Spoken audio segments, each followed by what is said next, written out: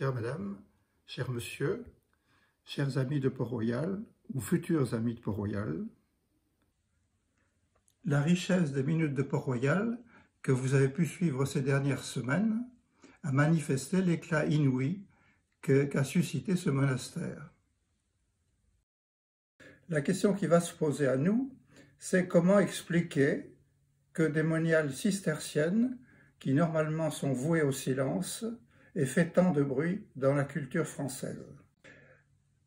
Tant de bruit que même en 2004, les éditions Champion ont publié un monumental dictionnaire de Port-Royal avec plus de 2300 entrées, 2300 articles sur des personnalités qui toutes sont des personnalités de sympathisants du monastère. Auparavant déjà, au XIXe siècle, l'un des plus grands critiques français, Sainte-Beuve, avait publié son monumental Port-Royal qui a occupé 3 volumes de la Pléiade et qui aujourd'hui a été réédité dans la collection Bouquins chez Robert Laffont en 2 volumes. Pour comprendre ce phénomène, il faut considérer qu'au cœur de tout sont précisément les moniales, les religieuses. C'est autour d'elles que s'est constitué un groupe qui va rayonner sur toute une partie du XVIIe siècle. Alors ces moniales, elles ont été établies en l'an 1204 dans la vallée de Chevreuse, à 25 km au sud-ouest de Paris. Et elles étaient d'abord si calmes, si discrètes, que pendant 4 siècles, elles n'ont absolument pas fait parler d'elles. Mais il va se produire un événement majeur, c'est qu'en 1609, une jeune abbesse, Angélique Arnaud, qui est entrée là sans vocation, brusquement se convertit à une vie chrétienne plus ardente. Et elle décide de réformer son monastère et de le ramener à la règle de Saint-Benoît et à Saint-Bernard, puisque les cisterciennes sont dans un ordre qui dépend de Saint-Bernard. Et elle va le faire en 5 ou 6 ans. Et elle rétablit la clôture, et à partir du moment où le monastère est réformé, les vocations se mettent à affluer, parce qu'elle a acquis un certain prestige à ce moment-là, les vocations affluent, mais il se pose un problème, c'est que le monastère est situé dans une vallée humide et où règne le paludisme. Ce qui fait que vers 1623, beaucoup de religieuses meurent de paludisme, et c'est ce qui décide la jeune abbesse à déménager son monastère à Paris. Elle s'installe alors au début de l'actuel boulevard de Port-Royal, puisque l'appellation vient d'elle, au début de l'actuel boulevard de Port-Royal et à l'angle de la rue du Faubourg Saint-Jacques. Et elle édifie là un nouveau monastère où progressivement vont affluer des dizaines de religieuses. Ce qui fait qu'à un moment donné, donc, elles sont trop nombreuses à Paris. Et alors il s'est passé un phénomène curieux, c'est que quand les religieuses de la vallée de Chevreuse ont quitté leur monastère humide, la place, peu de temps après, a été occupée par des gens qui voulaient se retirer du monde, tout en restant proches des moniales, qui voulaient se retirer du monde et qui donc se sont mis à drainer la vallée et à assécher les marécages, ce qui fait que les lieux sont redevenus saints. De sorte qu'en 1648, les religieuses de Paris, qui sont beaucoup trop nombreuses pour leur monastère, décident qu'une partie d'entre elles va regagner la vallée de Chevreuse. Or, à partir de ce moment-là, qu'est-ce que c'est que Port-Royal? C'est 2 monastères, 2 maisons, une au Champ et une à Paris, qui dépendent de la même abbesse et qui obéissent à la même règle. La maison de Paris existe toujours, on peut la visiter, et il existe un cloître, c'est un des rares cloîtres qui existent encore dans la capitale, et aussi on peut voir la chapelle, le chœur des religieuses, le chapitre des religieuses. C'est donc assez remarquablement conservé. Quant à Port-Royal des Champs, elle a été détruite sur ordre de Louis XIV dans les années 1710-1711.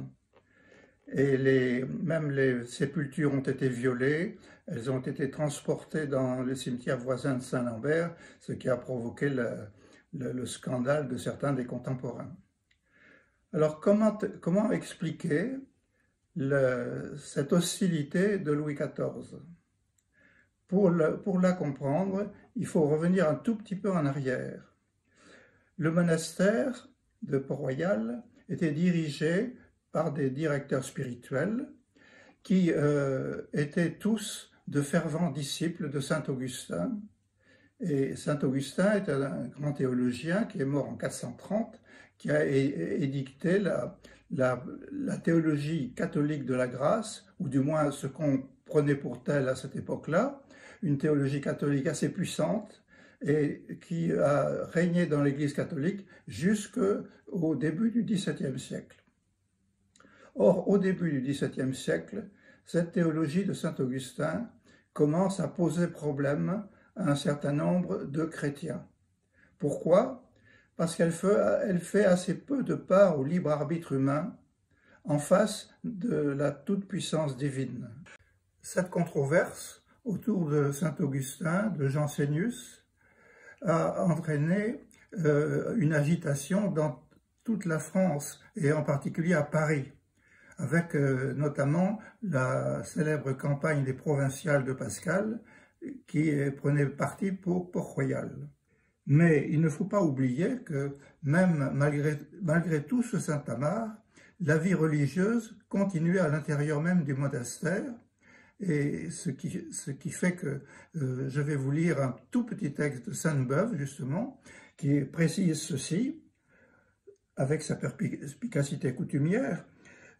Au moment même où les débats sur la grâce agitaient le plus bruyamment Paris, il y eut presque sans interruption le cloître, le sanctuaire, la cellule, le guichet des aumônes, la pratique chrétienne des mœurs et l'intérieur inviolable de certaines âmes, le cabinet d'études pauvre et silencieux, le désert et la grotte des conférences près de la source de la mer Angélique. Port-Royal se présente ainsi, sous son vrai jour, à mon avis, un développement culturel de la prière.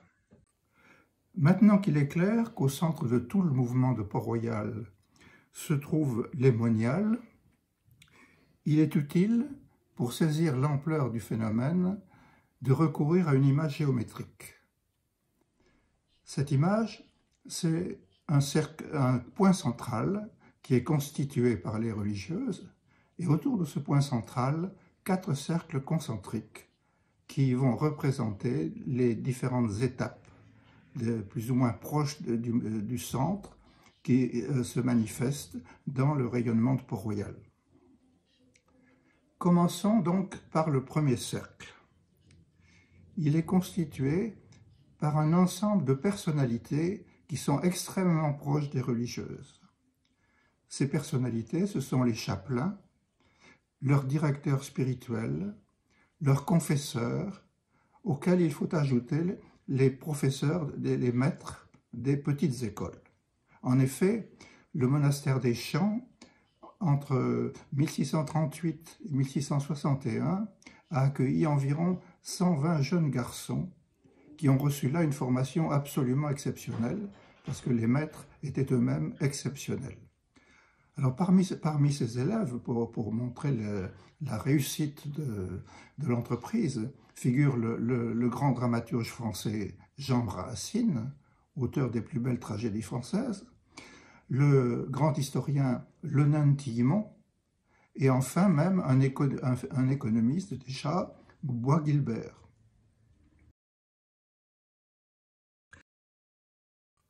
Le plus illustre des directeurs spirituels du monastère, c'est l'abbé de Saint-Cyran. C'est un personnage qui est un des plus savants hommes du royaume de France, qui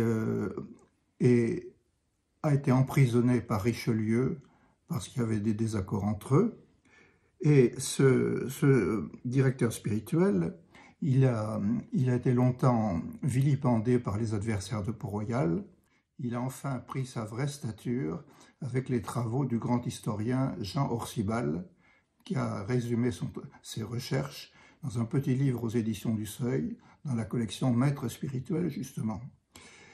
Alors ce directeur spirituel, il jouit d'un prestige inouï. Il est en correspondance avec des tas de personnalités du royaume, et il nous reste de lui 664 lettres, qui constituent un des plus grands massifs du XVIIe siècle.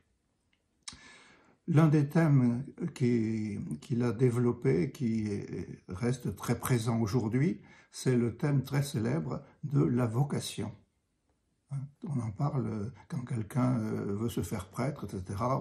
On emploie le mot la vocation, ça vient de Saint-Cyran. Parce que Saint François de Sales n'avait pas osé développer ce thème, parce que ce thème fait appel à une inspiration directe de Dieu. Et il craignait d'avantager l'hérésie protestante, au détriment de l'institution ecclésiastique. Donc, François de Sales, l'abbé de Saint-Cyran, c'est Saint-Cyran qui l'a développé avec le succès que l'on sait. Le maître de Sacy. Le maître de Sacy, c'est un poète, au départ, très remarquable, admiré de Racine, par exemple. Donc, il ne sera ordonné prêtre qu'en 1650, et il va devenir le directeur spirituel du monastère bien après la mort de Saint-Cyran. Or, le maître de Sacy, c'est le directeur spirituel de Pascal, par exemple. C'est l'auteur de la plus belle traduction française de la Bible, qui va régner en France pendant 200 ans, et qui ne sera détrôné que vers 1900, à partir du moment où on a mieux connu les originaux hébraïques. Ce qui est intéressant, c'est que beaucoup de nos écrivains, au XVIIIe siècle, au XIXe siècle, se servent de cette Bible de Port-Royal. Et elle est encore matière de rêve pour Victor Hugo ou pour Arthur Rimbaud. Rimbaud avait cette Bible de Sacy, c'est sur elle qu'il travaillait. Maintenant, nous pouvons examiner les professeurs des petites écoles. Donc ces professeurs, le plus célèbre d'entre eux, l'un des plus célèbres d'entre eux, c'est Pierre Nicole. Pierre Nicole, qui a sa rue à Paris, près du monastère de Port-Royal d'ailleurs. Pierre Nicole est d'abord l'auteur d'une logique avec Antoine Arnauld, le grand théologien. Et cette logique, elle est actuellement encore en livre de poche, tellement elle est remarquable. Et d'autre part, Pierre Nicole a publié à partir de 1671 des essais de morale qui ont été extrêmement lus en France, par exemple parmi les grandes lectrices, Madame de Sévigné par exemple, qui ne tarit pas d'éloges sur Pierre Nicole. Et ces essais de morale, ils vont rester assez répandus en France jusqu'au début du XIXe siècle. Lamennais encore en parle avec beaucoup d'éloges. Et aujourd'hui, on revient à ces essais de morale, on redécouvre les moralistes, on revient à ces essais de morale, et ils ont fait l'objet de plusieurs parutions, en attendant d'ailleurs que leur réédition intégrale soit produite par Béatrice Guion dans peu de temps. Passons maintenant au second cercle. Il s'agit de ce qu'on appelle les fameux solitaires de Port-Royal. Le prestige des mères abbesses, Angélique puis Agnès, puis des relations de parenté ont attiré dans l'orbite du monastère un grand nombre de personnes éprises de silence et de restauration de vie. Ces célèbres solitaires, donc entre 1638 et 1671, on en connaît 85.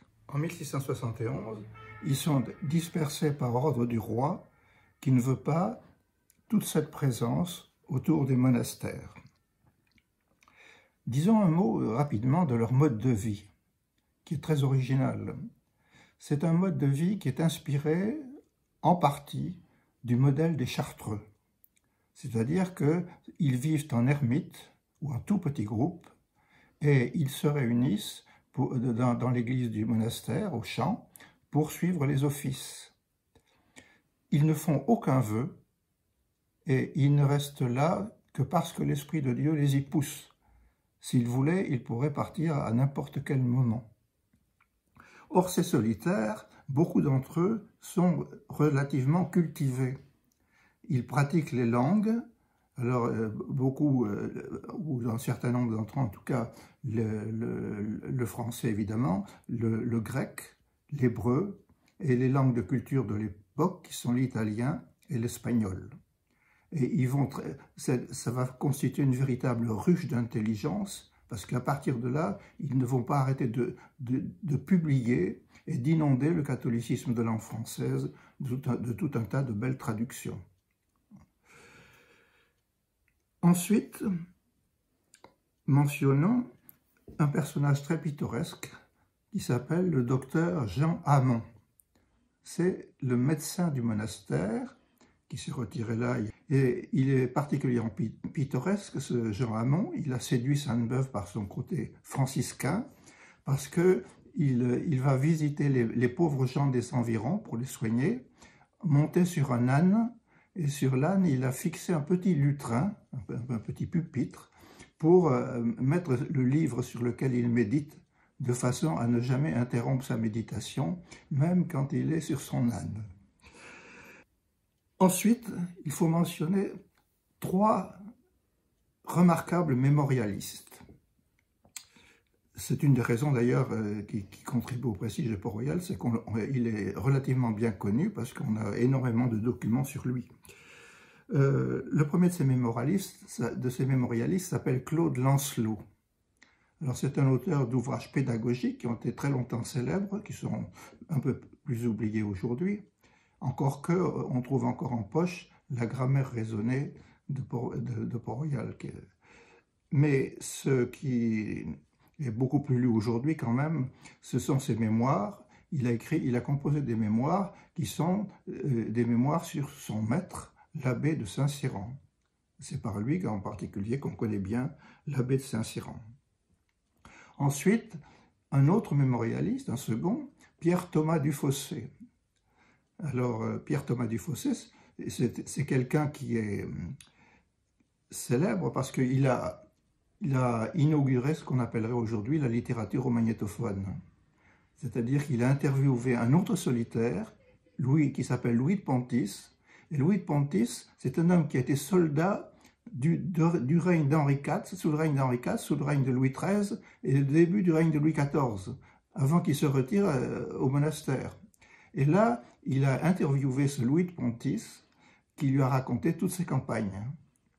Et ça fait un livre qui a eu beaucoup de succès à l'époque et qui vient encore d'être réédité en 2001 chez Champion.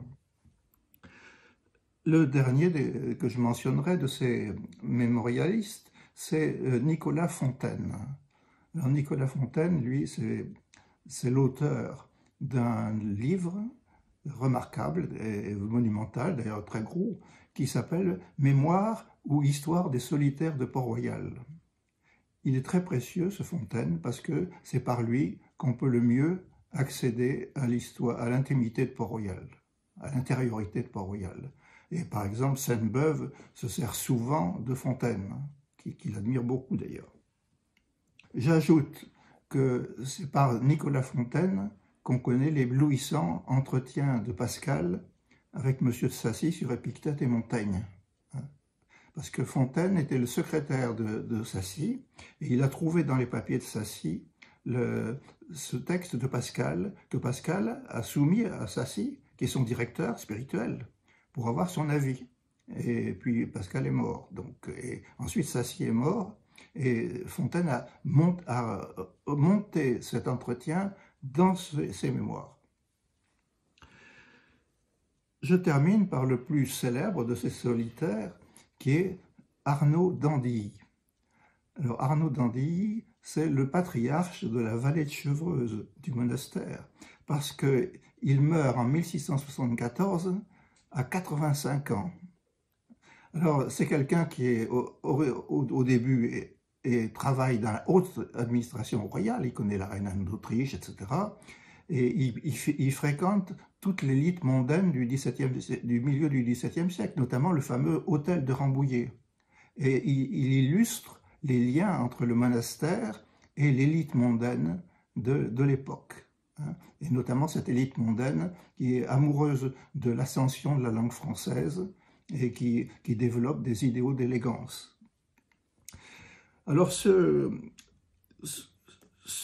solitaire, là, Arnaud d'Andilly, il va se faire connaître par ses traductions. C'est un magnifique traducteur. Ce n'est pas la conception actuelle universitaire de la traduction, c'est une traduction plus ample, mais qui est absolument remarquable, qui était admirée par Sainte-Beuve d'ailleurs. Alors, ce qui est encore édité aujourd'hui en poche de lui, c'est sa traduction des Confessions de Saint-Augustin, qui est dans la collection Folio chez Gallimard. Il a traduit d'ailleurs Thérèse d'Avila, Saint Jean Climac, etc., Flavius Joseph, l'écrivain juif, et il a publié les vies des pères des déserts, qui n'étaient pas connus à l'époque, et ces vies des pères du désert, ils ont été très lus par Madame de Sévigné, par exemple, et ils ont inspiré La Fontaine, dont une des œuvres est tirée de ces vies des pères du désert. Alors, cet Arnaud d'Andilly, donc, c'est très intéressant de terminer sur lui pour ce second cercle, parce qu'il est justement le lien entre la vie religieuse, puisqu'il devient solitaire en 1645, donc le lien entre la vie religieuse et la société mondaine de Paris. Le troisième cercle est constitué par les familles des religieuses. Et évidemment, une fois de plus, on perçoit le caractère absolument central démonial. Ces familles sont très connues, je vais me tenir à celles qui sont encore très connues aujourd'hui. Commençons par la plus fameuse, à tout seigneur, tout honneur, la famille des Arnaud. Il faut rappeler que Saint Bernard, Bernard de Clairvaux, au XIIe siècle, était entré à Cîteaux, dans le nouvel ordre de Cîteaux, en emmenant avec lui 20 membres de sa famille. Curieusement, la famille Arnaud renouvelle le geste du fondateur. Il va fournir au monastère 3 abbesses, Angélique, Agnès et leur nièce Angélique de Saint-Jean, la plus remarquable, la plus intelligente en tout cas des 3. 3 abbesses et en 2 générations, 9 autres religieuses, 4 solitaires, un grand directeur, le maître de Sacy, et le plus puissant théologien du siècle de Louis XIV, Antoine Arnaud, dit le Grand Arnaud. Alors le Grand Arnaud, c'est un disciple de Saint-Cyran, c'est un défenseur de Saint-Cyran et de Jansenius, mais c'est un philosophe reconnu, philosophe et théologien reconnu, c'est l'interlocuteur de Descartes. Descartes a dit que ses objections à ses méditations métaphysiques étaient les meilleures de toutes celles qu'il avait reçues. Donc c'est le traducteur de Descartes, pas le traducteur, l'interlocuteur de Descartes, interlocuteur de Malebranche, de Leibniz, etc. Et c'est aussi cet Antoine Arnaud, le chef de file de tous les augustiniens de Port-Royal. Je vais donner ensuite quelques autres exemples, parlants, mais plus brièvement peut-être. Les Pascal, c'est-à-dire Blaise Pascal et sa sœur Jacqueline découvrent les écrits de Port-Royal dès 1646. Et Jacqueline va entrer religieuse à Port-Royal en 1652 et Pascal gravite de plus en plus dans l'orbite du monastère. La grand-mère et la tante de Racine sont religieuses, et c'est elles qui font venir le petit Racine orphelin, tout jeune, pour être élevé par les maîtres des petites écoles. Philippe de Champaigne, le grand peintre, dont on voit souvent dans cette émission des tableaux, le grand peintre a ses deux filles qui sont pensionnaires à Port-Royal de Paris. Et comme l'une d'entre elles, la seconde, va bénéficier d'une guérison miraculeuse, il va offrir au monastère toutes sortes de tableaux qui sont aujourd'hui au Louvre, en particulier le fameux Ex-voto, qui est un des plus grands tableaux qui soit sorti de son pinceau. Un dernier exemple, par exemple, le chevalier Renaud de Sévigné. Chevalier de Renaud de Sévigné, c'est un ancien frondeur, c'est un soldat, hein, un ancien frondeur qui en 1660 se retire aux abords du monastère de Paris. Et ce Renaud de Sévigné, c'est l'oncle de Madame de Sévigné, qui lui rend visite à Port-Royal d'ailleurs, et c'est le beau-père de Madame de Lafayette. Vous voyez l'espèce d'attraction sur la littérature de l'époque. Pour terminer, les Liancourt. Alors, les Liancourt, c'est le duc de Liancourt, duc et père de France. Il a son hôtel rue de Seine, qui n'existe plus aujourd'hui, mais cet hôtel de la rue de Seine, c'est un des hauts lieux culturels de la capitale. Il attire là toutes sortes d'amis de Port-Royal, notamment, on y retrouve Pascal, et il faut mentionner que le propre neveu du duc de Liancourt s'appelle La Rochefoucauld. C'est l'auteur des Maximes. Terminons avec le quatrième cercle, qui est constitué par des personnes, par un ensemble de personnes qui sont fascinées par la rigueur évangélique du monastère et qui sont fascinées aussi par la haute qualité des intelligences et des caractères. Parmi ces personnalités figurent de nombreux théologiens, beaucoup de prêtres, évidemment des laïcs, des religieux, d'où l'abondance des articles du dictionnaire de Port-Royal. Tous ces milieux forment ce que le critique Jean Ménard a appelé une innervation totale de la vie culturelle parisienne. Si vous voulez, la vie culturelle à Paris, à part quelques milieux, comme le milieu autour du chancelier Séguier, autour des Jésuites, autour de Nicolas Fouquet, le surintendant des finances, qui est aussi un ami de Madame de Sévigné, mais donc qui dans l'ensemble, Fouquet n'a pas beaucoup de rapport avec Port-Royal.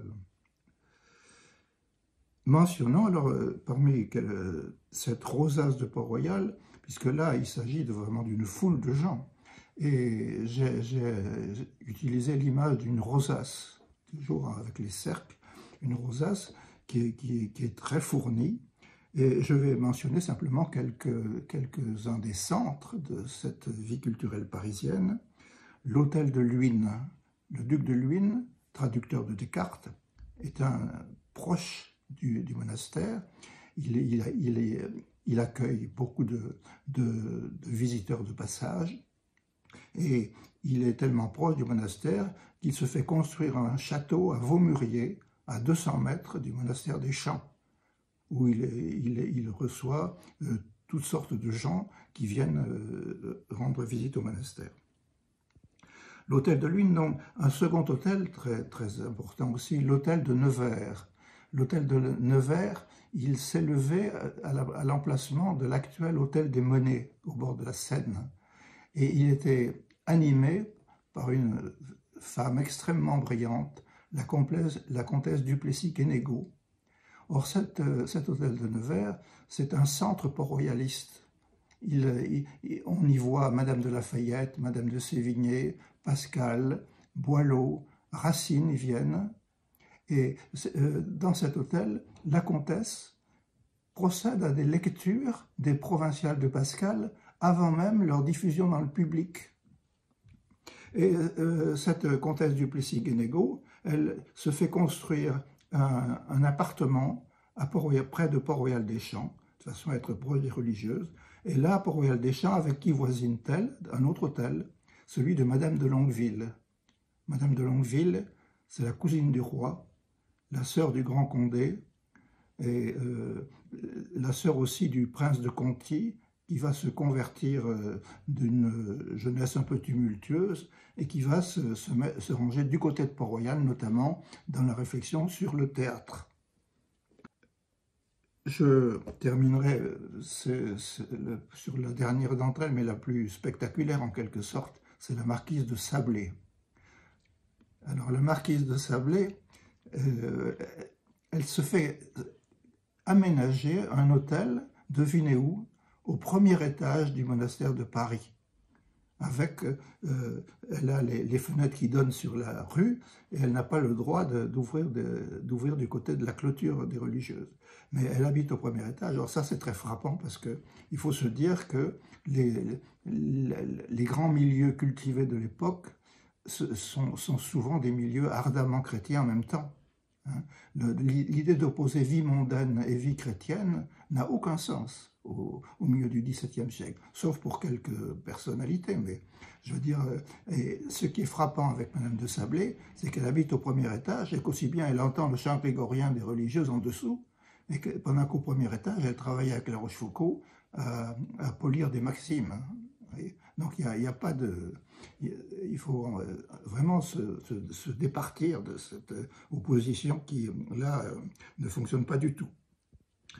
Il faut mentionner encore, parmi ce rayonnement de Port-Royal, donc il y a au XVIIe siècle un grand mouvement d'ascension vers l'élégance, vers la belle pratique de la langue. Et le centre le plus célèbre, c'est l'hôtel de Rambouillet, la marquise de Rambouillet, dont j'ai dit, c'est une amie d'Arnaud d'Andilly, hein, la marquise de Rambouillet. Et cette marquise de Rambouillet, elle va être au centre d'un mouvement féminin qu'on appelle le mouvement des précieuses. Or, le mouvement des précieuses, malencontreusement, il a été ridiculisé par Molière. C'est dommage parce qu'en réalité, c'est un mouvement très noble et très élevé. Et ce mouvement, beaucoup des grandes précieuses sont proches de Port-Royal. Il me suffit de mentionner Madame de Sévigné, Madame de Lafayette, Madame de Longueville, Madame de Sablé, évidemment. Et donc, vous voyez, il y a une osmose culturelle entre les idéaux du monastère et ses idéaux mondains. Comment conclure, sinon en insistant sur le fait que nous nous trouvons en présence d'un des groupes culturels les plus prestigieux de la culture française, les plus brillants de la culture française. On peut d'ailleurs se demander si on pourrait trouver des groupes comparables, hein, aussi bien en France qu'à l'étranger. Sainte-Beuve, qui justement aime pratiquer des peintures de groupe. Il a par exemple publié un ouvrage qui s'appelle Chateaubriand et son groupe. Justement, c'est interrogé sur ça, mais le groupe autour de Chateaubriand n'a pas l'ampleur de très loin de ce dont nous venons de parler. Et c'est Sainte-Beuve, justement, qui a très bien compris que son œuvre la plus remarquable, c'est ce qu'il disait de son Port-Royal, son œuvre la plus remarquable viendrait de l'étude de cet ensemble. Alors, depuis la Deuxième Guerre mondiale, ce qui est frappant, c'est que nombre de critiques littéraires, de philosophes, ont redécouvert l'influence considérable du monastère et de la culture augustinienne aussi, ce qui fait qu'on a progressivement manifesté que l'augustinisme, qui était complètement ignoré pratiquement parmi les critiques littéraires, sous le coup de la laïcité, etc., que l'augustinisme colore la plupart de nos grandes œuvres classiques. hein. Quelqu'un comme La Rochefoucauld, ses maximes sont nourries de Saint-Augustin.